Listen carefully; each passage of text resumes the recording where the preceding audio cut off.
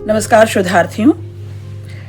YouTube channel क्योंकि कहना ज़रूरी है मैं सुधा उपाध्याय के सौजन्य से आज हम जिस सुप्रसिद्ध कथाकार के साथ हैं, जी हाँ, आपने सही सुना, कथाकार गीताश्री।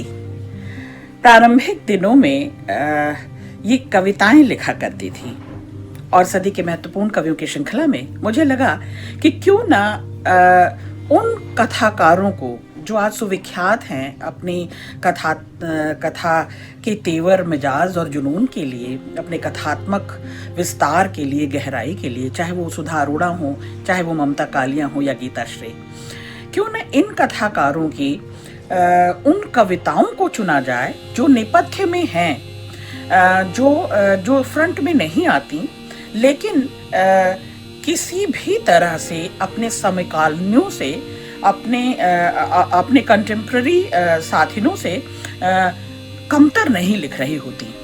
कविताओं में भी उनका वही जुनून, कविताओं में भी उनकी वही गूढ़ गंभीर चिंतन शैली और अपने आसपास को चिन्हने की, अपने परिवेश को बड़े त्वरा के साथ महसूसने की वो कुवत और काबिलियत है, चाहे वो ममता कालिया हो, सुधा अरोड़ा हो या गीताश्री हो। साथियों, मेरी ये कोशिश है शोधार्थियों कि मैं उनकी चुनिंदा कविताओं के माध्यम से अपने कंटेम्प्ररी समकालीन लिखने वाली कवियत्रियों से और जो पाठ्यक्रम में आपको पढ़ाए जाते हैं एमए और एमफिल में, उन कवियों और कवियत्रियों से आप उनको तुलनात्मक रूप से जरूर देखें और पाएंगे कि चाहे वो स्त्री को लेकर, चाहे वो आदिवासी को लेकर, जल जंगल जमीन को लेकर या फिर वंचित दलित को लेकर जिस तरह का विमर्श है, जिस तरह की क्या कह सकते हैं, अपने आसपास अपने परिवेश से और जो वर्चस्व कर रहे हैं, जो दबदबे में हैं और जो हुकूमत करते हैं, उनके प्रतिरोध में जो तल्ख ही उसमें मौजूद है, तो क्यों ना हम इन्हें भी तुलनात्मक रूप से जाने, चिन्हें और पहचानें। साथियों, आज मैं गीताश्री जी के साथ हूँ। इनका जन्म 31 दिसंबर 1965 में बिहार के मुजफ्फरपुर में हुआ। आप सब जानते हैं, चाहे वो औरत की आज़ादी हो या औरत की अस्मिता हो, उसकी निजता हो,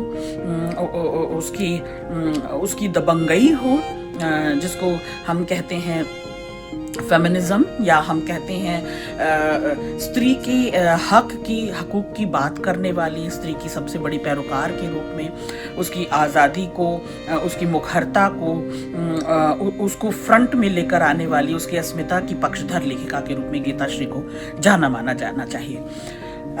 कॉलेज के दिनों से ही अपनी कविताएं लिख रही थी ये। साहित्यिक लेखन में इनकी बेचैनी, इनका जुनून दिखाई दे रहा था। इन्होंने कई चर्चित रचनाओं में शिरकत की, उन दिनों की साहित्यिक पत्रिकाओं में भी छपती रही। इनका रचनात्मक ओज और तेज जो है आज भी कुछ और धार के साथ, बड़ी मजबूती के साथ बरकरार है।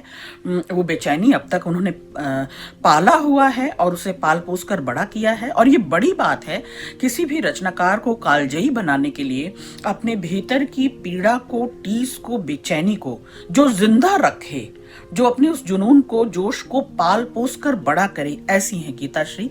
तो गीताश्री अपनी कहानियों के लिए चर्चित हैं, चाहे वो प्रार्थना के बाहर हो, मैंने इस संकलन पर काम किया है, चाहे नागपाश में स्त्री, कथा रंगपूर्वी, या स्त्री को पुकारता है स्वप्न। 23 लेखिकाओं पर इन्होंने बहुत बड़ा काम किया है, राजेंद्र यादव और 23 लेखिकाएं।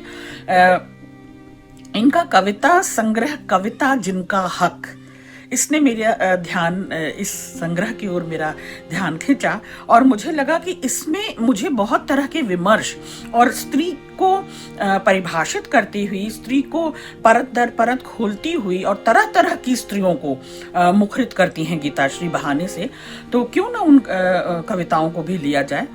स्त्री आकांक्षा के मानचित्र और औरत की बोली, आदिवासी लड़कियों की तस्करी पर आधारित इनका बहुत अच्छा मजबूत शोध है जो खासा चर्चित भी रहा, सपनों की मंडी। और बैगा आदिवासियों के गुदना कला पर आधारित एक सचित्र शोध पुस्तक देह राग, ये सभी इनके प्रकाशित प्रतिष्ठित इनकी रचनाएं हैं। आपने बाल कहानी संग्रह कल के कलमकार और हिंदी सिनेमा दुनिया से अलग दुनिया जैसी पुस्तकों का संपादन भी किया है। आपने लेडीज सर्कल, लिट्टी चोखा, स्वप्न, साजिश और स्त्री, भूत खेला, हसीनाबाद जैसी कई कृतियों से भी हिंदी साहित्य को समृद्ध किया है, साहित्य जगत में अपनी अनूठी पहचान बनाई है। स्त्री विमर्श हो, पत्रकारिता हो, राजनीति हो, समाज हो, सिनेमा चिंतन हो, साहित्य, कला, संस्कृति, इन सभी मसलों पर गीता श्री न केवल लगातार लिखती रही हैं बल्कि सक्रिय, जिसको क्या कह सकते हैं, चिंतन में और चिंताओं में सक्रिय सरोकार निभाती रही हैं। केवल लिखकर इतिश्री करना गीता श्री का काम नहीं है, वो कई पत्र पत्रिकाओं से यूं भी जुड़ी रही, संपादक के तौर पर भी भारतीय महिला पत्रकारों के प्रतिनिधि मंडल के साथ ईरान, चीन, तिब्बत, बेल्जियम, जर्मनी और लंदन की कई यात्राएं की इन्होंने। गीताश्री को रामनाथ गोयनका पुरस्कार, grass root best feature award सम्मान, मातृश्री अवार्ड, राष्ट्रीय कला समीक्षक सम्मान, UNFPA लाडली मीडिया अवार्ड मिल चुका है, national foundation for India media fellowship मिल चुका है, इन्फोचेंज मीडिया फेलोशिप मिल चुका है, आधी आबादी विमेन अचीवर्स अवार्ड गीताश्री जी को सम्मानित किया गया है, S राधाकृष्णन स्मृति राष्ट्रीय मीडिया सम्मान गीताश्री जी को मिल चुका है, अंतर्राष्ट्रीय सृजन और गाथा सम्मान मिल चुका है, भारतेंदु हरिश्चंद्र पुरस्कार, ऐसे कई पुरस्कार हैं, एक लंबी फहरिस्त है शोधार्थियों। लेकिन चूंकि इस चैनल का एक यह भी उद्देश्य है कि आप जिस रचनाकार की मैं जिन 5 कविताओं से आपको रूबरू कराती हूँ और उसके वाचन, विवेचन और विश्लेषण से आपको कंटेम्प्ररी कविता को समझने में मदद करती हूँ, उस रचनाकार का एक औपचारिक परिचय देना भी बहुत जरूरी है शोधार्थियों, कि आप जानें और खोज कर फिर इस रचनाकार को पढ़ें। कई अंतर्राष्ट्रीय, राष्ट्रीय सम्मान पुरस्कार इनको मिल चुके हैं। बंग राजा और मिथिला की राजनटी की प्रेम गाथा पर आधारित हाल ही में प्रकाशित इनका उपन्यास राजनटनी कला जगत में, साहित्य जगत में और आलोचना जगत में चर्चित है।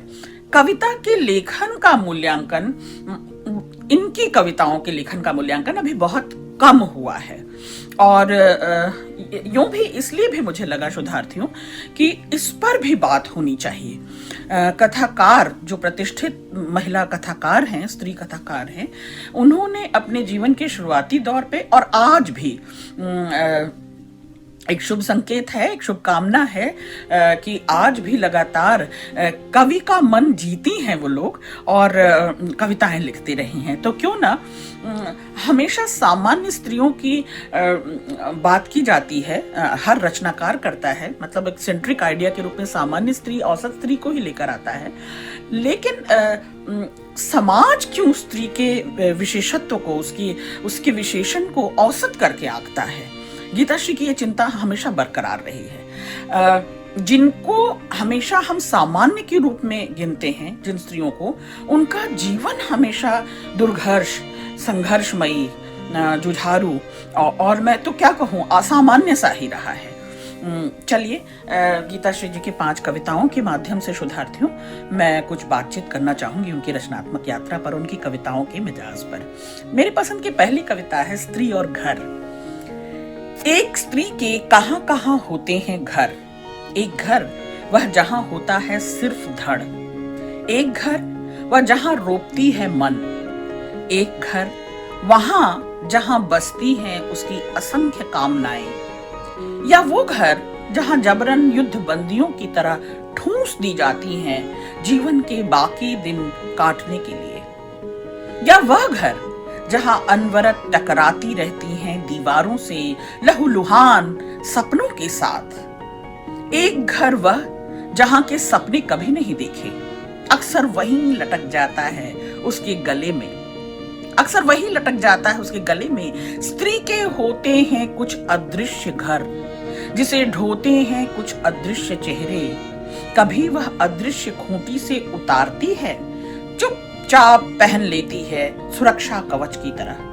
वह अदृश्य घर से निकल ही नहीं पाती कभी, पंजेनुमा घर में कसकसाती हुई पंजेनुमा घर में कसमसाती हुई देखती है एक और घर का सपना, जिसमें होना चाहिए आकाश की तरह खुला, मैदानों की तरह हरा, पहाड़ की तरह विशाल, झरने की तरह जीवंत, फूलों की तरह रंगीन। वह जब चाहे इनमें विचर सके अपनी मर्जी से, वह जब चाहे इनमें विचर सके अपनी मर्जी से। एक घर जो उल्टा धरा है उसके सर पर बटोरना चाहती है ताकत कि दोनों हाथों से उस उल्टे धरे घर को ढकेल सके परे। इस घर ने न उसे घर में रहने दिया न बाहर। वह घर बाहर की यात्रा में एक यात्री की तरह ही देखती है खुद को। हमेशा यात्रा पर जाने को तैयार दिखती है खाना बदोश। बेहतरीन पंक्तियां। हमेशा यात्रा पर जाने को तैयार दिखती है खाना बदोश। कई कई शहरों में कई घर उसे बुलाते हैं, कहीं भी रख नहीं पाती अपना ट्रैवलर सूटकेस। निरंतर पुकारते हैं कई कई घर। वह बटी हुई घरों के खांचों में किसे माने, किसे अपनाए, किसे कहे अपना घर। स्त्री का नहीं होता अपना घर, जैसे नहीं होती उसकी कोई जात धर्म। घर उसके लिए उतना ही जरूरी, इसलिए उसे अब भी माँ के मुहावरे में यकीन है कि जहां धड़ वहां घर। शोधार्थियों, ये कविता विमर्श के कई सवालों को जिंदा कर देता है। सचमुच खाना बदोश होती हैं हम औरतें। पिता का घर अपना कहने को नहीं, पैदा होने से लेकर विवाह होने तक हर रोज अनुगूंज की तरह नेपथ्य से हर रोज वो स्वर, वो ध्वनियां सुनाई देते रहे हैं कि तुम पराई हो, पराए घर का मान मर्यादा प्रतिष्ठा बनोगी। ये परायापन माँ के नाभिनाल से छूटते ही स्त्री को ढोना पड़ता है, जीना पड़ता है। पिया के घर आती है, पति के घर आती है, हर कोने को सजाती संवारती है, अपने आब दाब रुआब से, अपने मान मनुहार से धो पोंछ कर चमकाती है। और क्या मिलता है उसे? पद प्रतिष्ठा तो मिलती है, घरनी होने का सारा दायित्व, सारी जिम्मेदारी उसे सौंप कर एक वो कोना नसीब नहीं होता, वो स्पेस जिसे गीताश्री की जो चिंता है कि वो जो उसका निजी स्पेस जो है उसका, जिस ठसक को वो पिता के घर भी नहीं जी पाई और पिया के घर भी नहीं जी पा रही, कि खंड खंड में जीती हुई हर रिश्ते को, घर में आने वाले जाने वाले लोगों को, नात रिश्तेदारों को, घर परिवार को, मित्र यार को, सबको संजोती संभारती, सब में अपना क्या कहते हैं सुधार रस, अपना मान मनुहार पुचकार संभार देती हुई, सबको संभालती कहाँ रह जाती, वो अपने लिए कितना बच पाती है खंड खंड जीती हुई स्त्री। तो ये अगर पुरानी कविता है, आप सोचें तो गीताश्री का चिंतन उस समय जब वो उनका बिल्कुल युवा काल था, जब वो नया नया रच रही थी, अगर वो संकोच से ये कहती हैं कि सुधा ये पुरानी कविता है, तो मैं नई कविता किसे कहूँ, नया स्त्री विमर्श किसे कहूँ?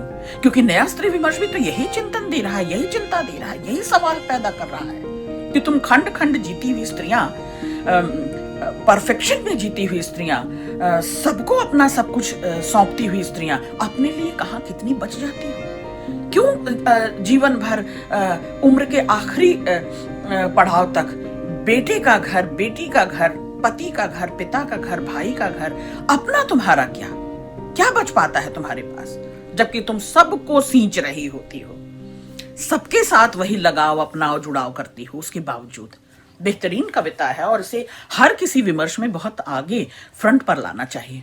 दूसरी कविता है तमाशबीन। मुझे ये कविता भी घंटे की तरह, चितावनी की तरह कविता लगती है। कविता है, मैं बहुत सी चीजों का हिस्सा कभी नहीं बन पाई। कितना ईमानदार स्वीकारोक्ति है।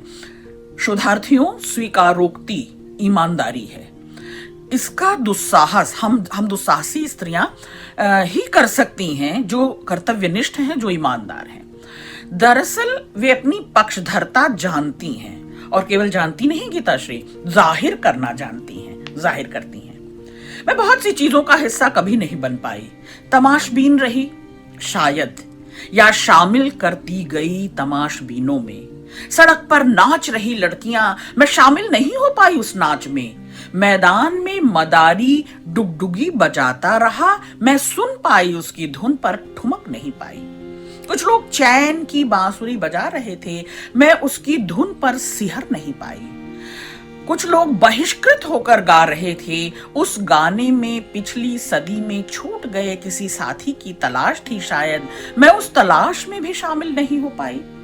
कुछ लोग चौक पर चाय के साथ मस्ती पी रहे थे, बेंच पर ताल देते हुए मुक्त हो रही थी कुछ छायाएं, पर मैं पी नहीं पाई मस्ती का वह पी। अब वोकैबुलरी देखें, शब्द भंडार देंगे। अगर ये गीताश्री की प्रारंभिक कविताएं हैं तो बेहतरीन कविताएं हैं।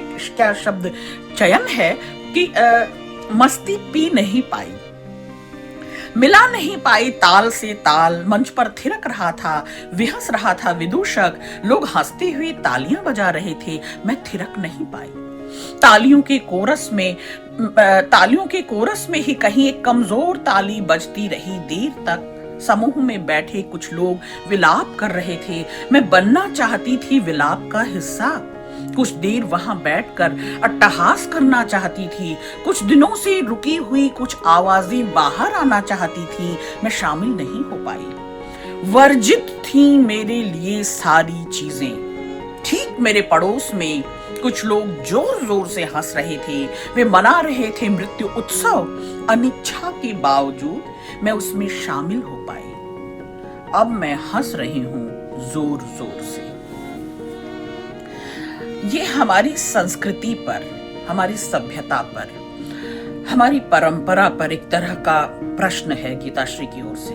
क्या कि सारी धरोहर, सारी संस्कृति का निबाह, परंपराओं को ढोना, इनका उनका सबका संग साथ देना, पास पड़ोस निभाना, संबंध रिश्तेदारी निभाना, घर घरैती करना, ये स्त्री के ही जिम्मे क्यों रहा हमेशा? वो अपने मन का हंस बोल क्यों नहीं पाई?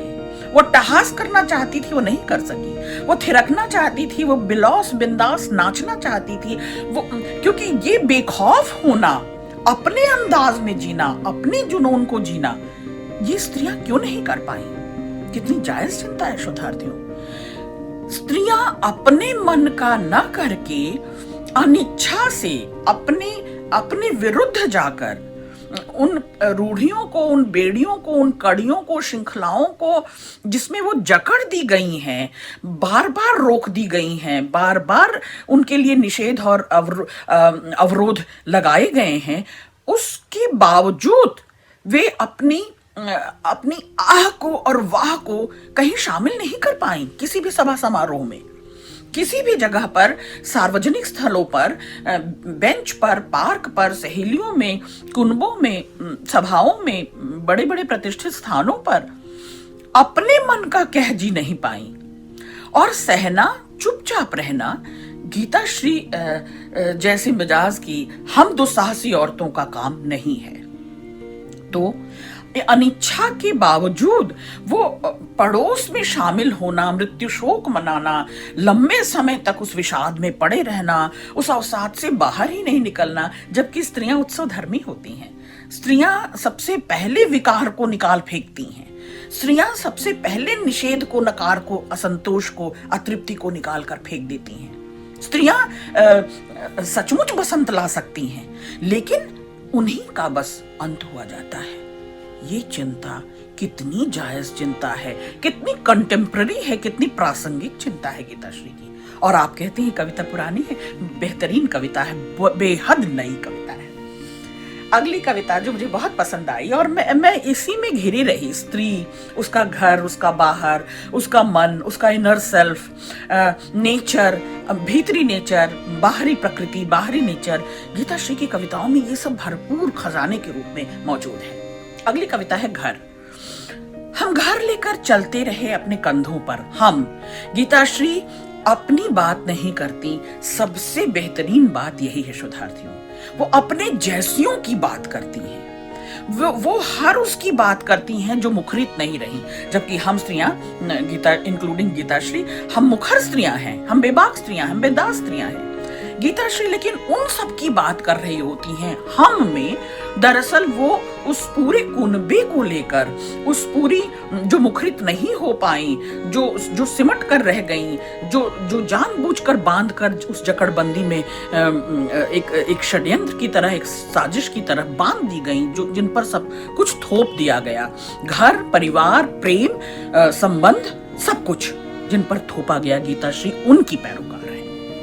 हम घर लेकर चलते रहे अपने कंधों पर, पेड़ की तरह हम इसे कहीं रोप नहीं सके, झंडों की तरह कहीं गाड़ ना सके, बहंगी में लचकते रहे आंगन के सपने, बेहतरीन वोकैबुलरी, नीम के पेड़ और मुंडेर पर चहचहाती फुदगुदिया, जिसे जाल में फंसा रंगीन करके उड़ाया करते थे, रोज उन्हें मुंडेर पर गिना करते थे, कूद कूद कर ताली पीटा करते थे, सबको खारिज करता है समय।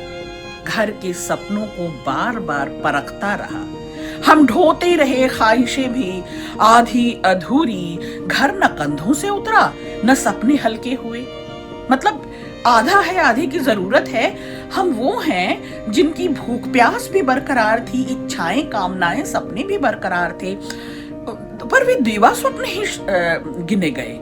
उन सपनों की कहीं कोई गणना नहीं होती, उनकी कहीं कोई पहचान नहीं बन पाती। न सपने हल्के हुए, हम बोझ से दोहरे हुए।